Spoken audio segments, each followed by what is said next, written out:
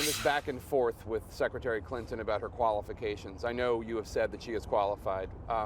Bill Clinton today was asked about the comments and said, of course you wouldn't have made the same charges if she were a man. Oh, my and he said, I think there are some different standards for women. Some of them are subconscious. Well, I appreciate Bill Clinton being my psychoanalyst. It's always nice. But the reality is that ever since Wisconsin, when that became the 6th out of 7 states that we have won in either caucuses or primaries, I think the Clinton campaign has made it public. Basically, they've told the media that here in New York, they're about to become very negative, about to beat us up. And I just want them to understand that, we have tried to run an issue-oriented campaign, but that we are not going to be attacked every single day. Our record is not going to be distorted. We are going to fight back. And what I said is that a candidate like Secretary Clinton, who voted for the disastrous war in Iraq, who has supported virtually every disastrous trade agreement, which has cost us millions of decent paying jobs, and who receives incredible amounts of money. We're talking about tens of millions of dollars through her super PAC from every special interest that you can think of, and from the billionaire class, I have my doubts about what kind of precedent she would make. But you would support her if need be. Well, and by the way, in terms of experience, there's no question that she has the experience. But I think she and I would agree, and I hope that that is her view, that we will do everything possible to prevent this country from seeing a Donald Trump or some other Republican in the White House. That would be a disaster for this country, and I will do everything I can to prevent that. I don't know if you saw any of the footage. Bill Clinton was in Philadelphia on Thursday, and he was at a rally, and he was disrupted by some Black Lives Matter protesters who were objecting to Hillary Clinton's use of the term super predators back in the 90s. Yeah. And he offered a very full-throated defense of not just the 1994 crime bill, but also the term at the time. What do you make of that specific debate?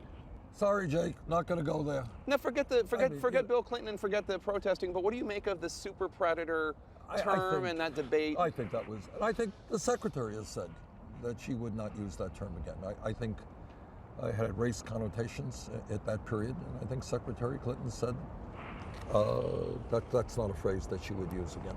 During your recent interview with the New York Daily News editorial board, you were asked about Israel. This famous interview with the New York Daily News. Well, I'm not questioning how well you performed, Yeah. but I do want to ask you about something you said in it, which is you said your recollection about the Israel-Gaza war was that over 10,000 innocent people were killed.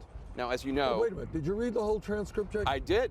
Yes. I read the entire transcript. And what did I say in it? What I said is, am I right on that? I didn't know what the number was. You didn't know what the number was. Absolutely, I understand. And the gentleman there was the fellow who was conducting the meeting, said, let me check it. He Googled it up, and the number was, I think, 2,100. It does amaze me. I have to, if I say to you, you ask me a question, and I say, well, I think it's the number. What do you think? I'm not sure. And you come back and you say it's another number. I say, okay. Why is that a major production? I get it. But as you know, the number was much lower. Yes.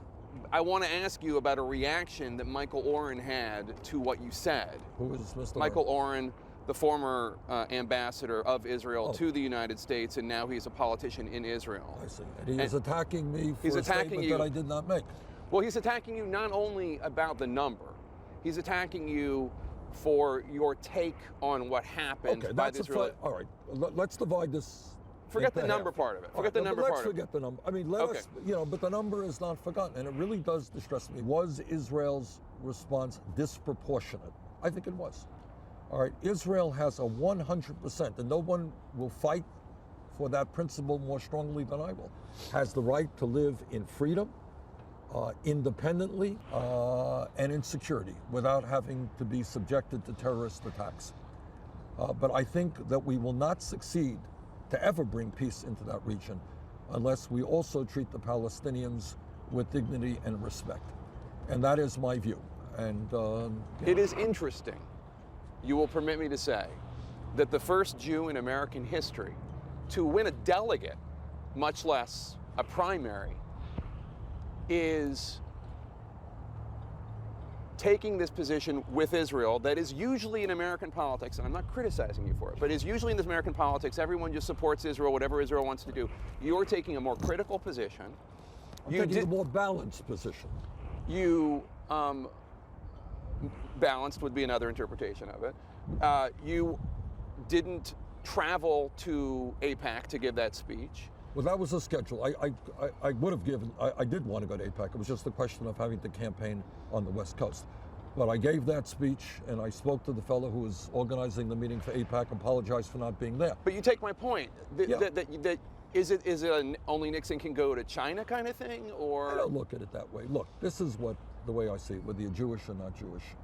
I would hope that every person in this country wants to see the misery of never-ending war and conflict ended in the Middle East. It's a difficult issue, and good people have tried to deal with it for years. All that I'm saying, as somebody who is absolutely pro-Israeli, absolutely 100% supports Israel's right to exist in peace and in security, I think that the only way we succeed is that if the United States plays a role, which is, of course, we are going to support Israel, but you cannot ignore the needs of the Palestinian people in Gaza right now. Poverty, unemployment, their community has been decimated. You can't ignore that fact. And you can't just be only concerned about Israel's needs. You have to be concerned about the needs of all of the people in the region. Hillary Clinton was asked this week about your charges of her taking money from the fossil fuel industry. She said, quote, "I feel sorry sometimes for the young people who believe this. They don't do their own research." I just wonder what you think about her take on young people who believe this, they don't do their own research. Well, I think that's a little bit condescending. I tell you, my experience with young people, man, and I see them every day because they're coming out to our rallies. These are young people who want to be involved in shaping the future of this country. They're proud of this country. They want to make it a better country.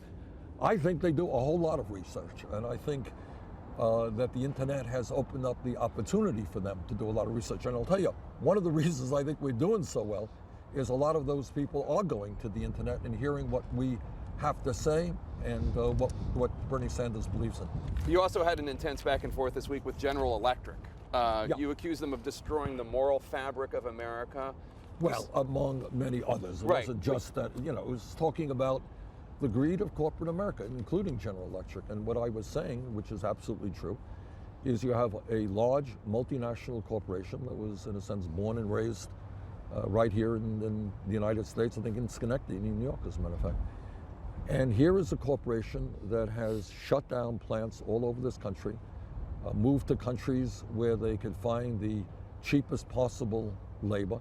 In fact, the guy who was head of General Electric before Jeff Immelt, he basically said that he'd like to see his manufacturing plants on a barge so they can move to the cheapest labor.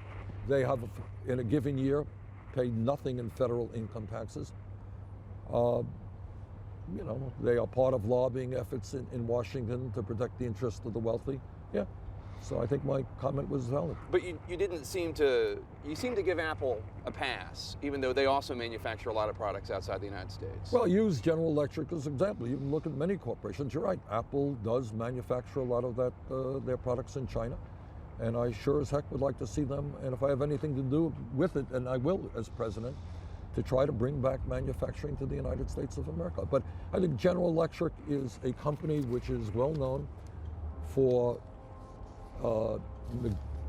negotiating contracts with its workers, which call for concessions, sending jobs outside of this country and not paying their fair share of taxes. And that is, I think, a greedy corporation. Jeff Immelt, the CEO of GE, criticized you. He said there's a GE plant in Vermont and you've never come by to visit. He's not telling the truth. You've been there? Sure.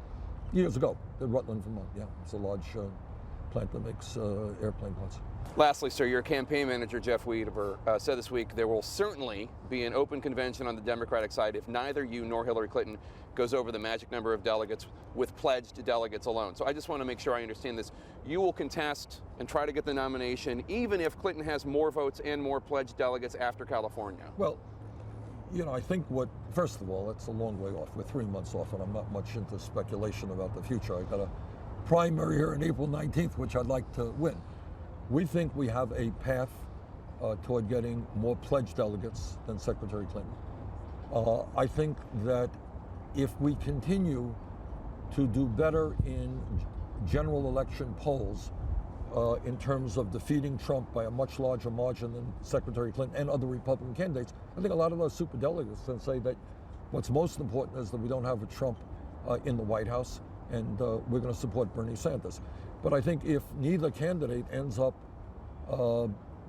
having the kind of votes they need, yeah, I think there'll be some discussion. But that's way off, and I'm not really thinking about that too much. Senator Sanders, thanks so much. Okay, thanks for chilling your Brooklyn here.